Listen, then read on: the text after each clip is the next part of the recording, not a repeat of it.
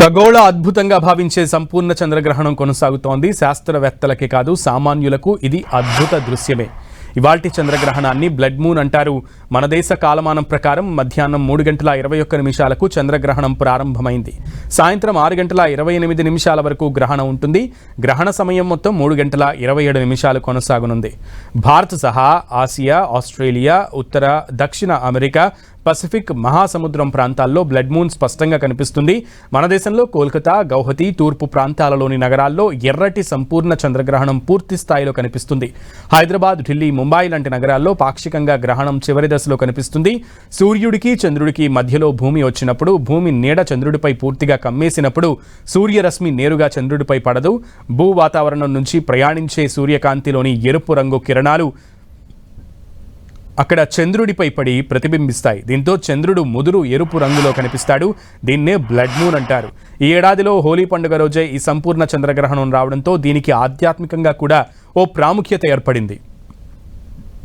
ముఖ్యంగా చాలా ఆలయాలు గ్రహణం కారణంగా మధ్యాహ్నం నుంచే మూతపడ్డాయి.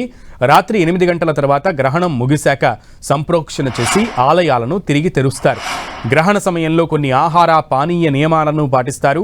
గ్రహణ సమయంలో వండటం, తినడం చేయకూడదని అంటారు. వండిన పదార్థాల్లో దర్భలు, తులసి ఆకులు వేస్తారు. గ్రహణ కిరణాల వల్ల ఆహారం విషపూరితమవుతుందన్నది వారి నమ్మకం. గ్రహణ సమయంలో గర్భిణీలు బయటకు రాకూడదని, ఒకవేళ కాదని అలా వస్తే పుట్టబోయే బిడ్డ శారీరక లోపాలతో పుడతారన్న వాదనలు ఉన్నాయి. గ్రహణం పట్టే ముందు, విడిచిన తర్వాత గ్రహణ స్నానాలు చేయడం ముందు నుంచి వస్తున్న ఆచారం.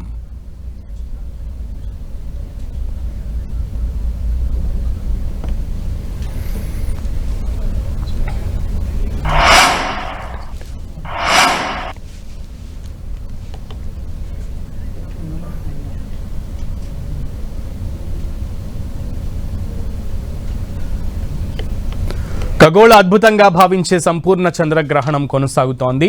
శాస్త్రవేత్తలకే కాదు సామాన్యులకు ఇది అద్భుత దృశ్యమే. ఇవాల్టి చంద్రగ్రహణాన్ని బ్లడ్ మూన్ అంటారు. మన దేశ కాలమానం ప్రకారం మధ్యాహ్నం 3:21 చంద్రగ్రహణం ప్రారంభమైంది. సాయంత్రం 6:28 వరకు గ్రహణం ఉంటుంది. గ్రహణ సమయం మొత్తం 3:27 కొనసాగుతుంది.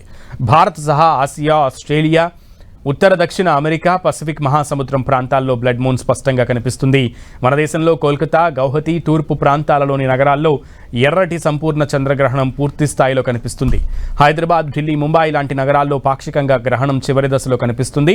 సూర్యుడికి చంద్రుడికి మధ్యలో భూమి వచ్చినప్పుడు, భూమి నీడ చంద్రుడిపై పూర్తిగా కమ్మేసినప్పుడు సూర్యరశ్మి నేరుగా చంద్రుడిపై పడదు.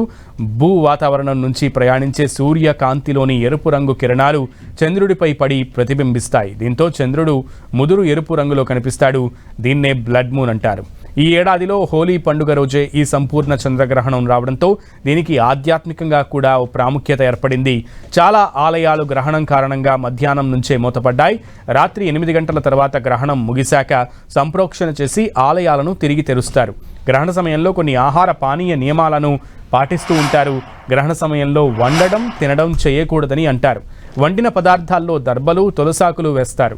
గ్రహణ కిరణాల వల్ల ఆహారం విషపూరితమవుతుందన్నది వారి నమ్మకం. గ్రహణ సమయంలో గర్భిణీలు బయటకు రాకూడదని, ఒకవేళ కాదని అలా వస్తే పుట్టబోయే బిడ్డ శారీరక లోపాలతో పుడతారన్న వాదనలు ఉన్నాయి.